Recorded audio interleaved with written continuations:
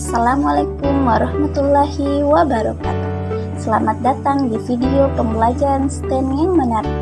Pada kesempatan kali ini kita akan memperkenalkan sebuah proyek menakjubkan yang menggunakan tenaga hidrolik untuk menggerakkan robot. Jadi siapkan diri Anda untuk terlibat dalam proyek STEM yang seru ini. Selamat menonton. Tujuan pembelajaran. Nah, ini ada 3 tujuan pembelajaran melalui proyek Hydraulic Powered Robotic dalam pembelajaran STEM. Gambaran proyek. Hydraulic Powered Robotic adalah robot yang dirancang untuk mengangkat dan memindahkan benda-benda yang jaraknya jauh. Sistem kerja dari robot ini menggunakan tekanan hidrostatis dan juga hukum Pascal. Ketika salah satu suntikan ditekan, maka tekanan itu akan diteruskan oleh air melalui selang kesuntikan lainnya. Robot ini juga tidak terlepas dari konsep tekanan hidrostatis yang menggunakan fluida kerja berupa air yang dipindahkan dengan suntikan untuk menjalankan lengan-lengan dari robot. Alat dan bahan. Nah, ini adalah alat dan bahan yang digunakan selama proses pembuatan robot bertenaga hidrolis. Unsur STEM. Unsur pertama yaitu sains. Unsur sains yang terkait dengan robot bertenaga hidrolis adalah penggunaan sistem tenaga hidrolik yang menggunakan air sebagai fluida kerjanya. Dalam hal ini, air digunakan untuk menghasilkan tekanan yang akan digunakan untuk menggerakkan komponen-komponen atau sendi-sendi hidrolik dalam robot. Tekanan air pada suntikan terkait dengan prinsip dasar fisika yang dikenal sebagai hukum Pascal. Hukum Pascal menyatakan bahwa tekanan yang diterapkan pada fluida dalam ruang yang tertutup akan merambat secara merata ke segala arah. Unsur kedua yaitu teknologi. Unsur teknologi yang terkait dengan robot bertenaga hidrolis adalah penggunaan dinamo untuk menggerakkan roda sehingga robot bisa bergerak ke depan dan menjangkau benda yang jaraknya jauh. Dinamo yang dipilih adalah dinamo yang memiliki daya yang cukup besar, yang prinsip kerjanya adalah memanfaatkan gaya yang diberikan arus listrik pada medan magnet untuk memutar roda pada robot untuk bergerak ke depan. Roda pada robot akan berputar mengikuti putaran dinamo yang diatur oleh saklar pengubah kecepatan. Saklar ini selain berfungsi untuk mengatur seberapa cepat putaran roda pada robot juga berfungsi untuk menghubungkan dan memutuskan arus listrik. Engineering. Unsur engineering yang terkait dengan robot bertenaga hidrolis adalah bagaimana merancang robot yang kuat dan mampu bergerak serta mampu mengangkat dan menahan suatu benda. Komponen struktural seperti kerangka, sambungan, dan catut harus dirancang dengan material yang tahan terhadap beban dan tekanan yang dihasilkan oleh sistem hidrolik. Unsur art atau keindahan pada proyek ini adalah pada warna yang digunakan pada proyek dan kerapian dari bentuk proyek yang menyerupai robot atau alat berat, serta pemberian warna pada air. Selain keindahan juga untuk membedakan fungsional setiap suntikan. Matematik. Unsur matematik pada proyek ini adalah saat proses pembuatan proyek Hydraulic Powered Robotic, yaitu banyak menggunakan matematika dalam penyelesaian proyek tersebut.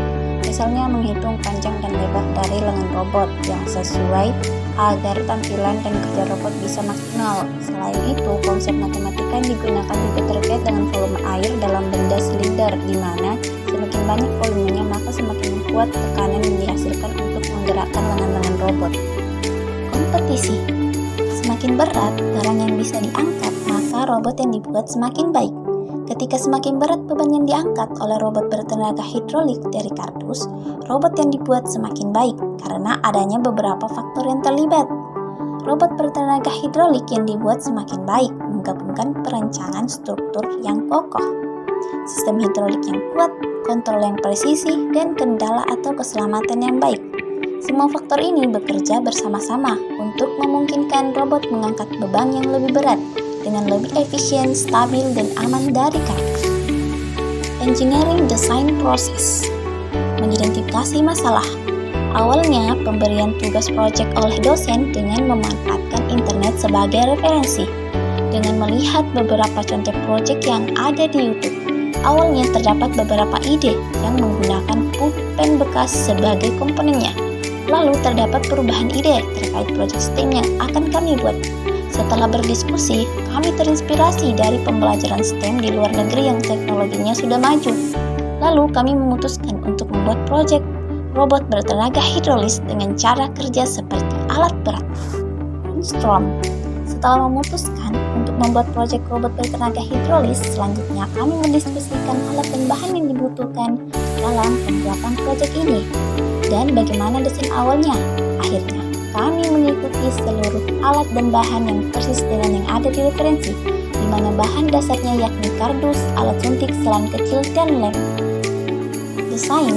Desain awal dari proyek ini adalah seperti yang terlihat pada gambar. Kardus sebagai kerangka proyek, suntikan dan selang infus untuk menggerakkan kerangka robot dengan tekanan air. Adapun suntikan dan selang infus ada 4, yakni untuk mengangkat tuas robot ke atas, menurunkan robot ke bawah, menggerakkan tuas ke kanan dan ke kiri, serta mencapit dan melepaskan capitan.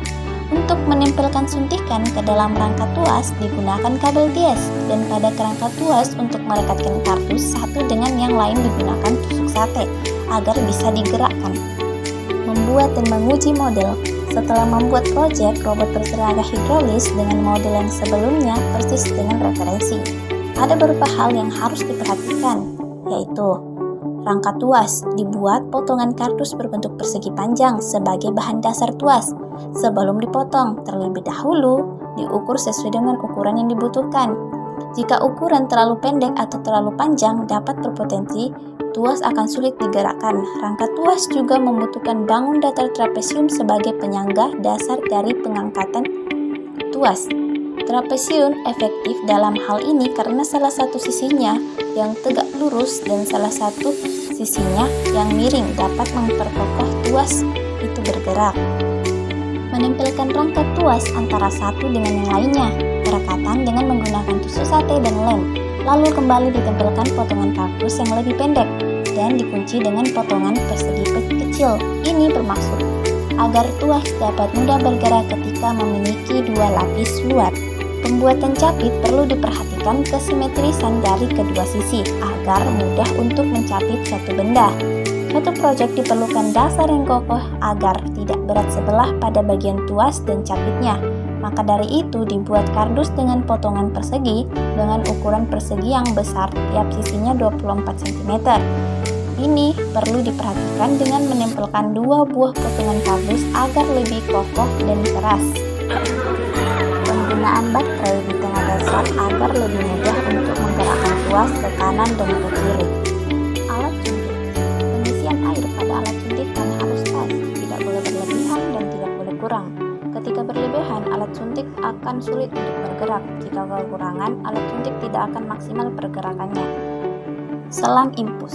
Awalnya, kami memperoleh 2 macam selang infus. Setelah mencocokkan dengan ujung suntikan, ternyata selang infus yang memiliki diameter paling kecil yang cocok. Namun, kendalanya ternyata dalam satu gulungan selang infus tidak cukup untuk proyek ini, sehingga kami butuh untuk menambahkannya. Pada awalnya, kami mencoba untuk mencocokkan ujung suntikan dengan selang infus yang diameternya sedikit lebih besar daripada suntikan, dengan mengakali untuk menempelkan lem atau plester di sekeliling ujung selang, namun hasilnya tetap bocor. Pemberian warna yang berbeda pada air. Hal ini penting untuk membedakan fungsi dari setiap alat suntik. Kami menggunakan stik es krim yang tidak tebal, dan akibatnya mudah untuk patah saat akan menggerakkan tuas dengan alat suntikan yang ditempelkan di antara stik es krim yang satu dengan yang lain. Redesign. Adapun hal-hal yang harus diperhatikan saat mendesain kembali proyek, baik penambahan komponen atau memperbaiki komponen, yakni capit. Awalnya kami menggunakan capit dengan menggunakan kardus, tetapi ternyata kardus memiliki permukaan yang sangat licin. Akibatnya, benda sangat mudah untuk terlepas, hingga sulit untuk menahan benda lebih lama. Akhirnya kami menggunakan perkat HP. Roda. Awalnya kami menggunakan alas kaleng bekas minuman untuk pembuatan roda. Namun ternyata roda ini tidak cukup kuat untuk berputar karena beban yang dibawa terlalu berat, sehingga kami menggunakan roda lemari. Dinamo. Penggunaan dinamo bertujuan untuk menggerakkan roda yang dibuat. Awalnya kami menggunakan dinamo dengan baterai sebagai sumber energi utama, namun tidak kuat untuk menggerakkan proyek kami. Akhirnya kami menggunakan dinamo yang bersumber energi utama pada listrik dengan daya yang cukup tinggi dari baterai sebelumnya. Pulpen bekas. Penggunaan sebagai lapisan luar dari sate yang menghubungkan antara roda samping agar memudahkan roda yang berputar untuk lebih kokoh dibandingkan dengan hanya menggunakan tusuk sate yang sudah patah. Penambahan batu pada kerangka di sekitar roda. Karena dinamo berat, maka ditambahkan batu yang untuk menyeimbangkan dinamo agar roda seimbang dan dapat bergerak.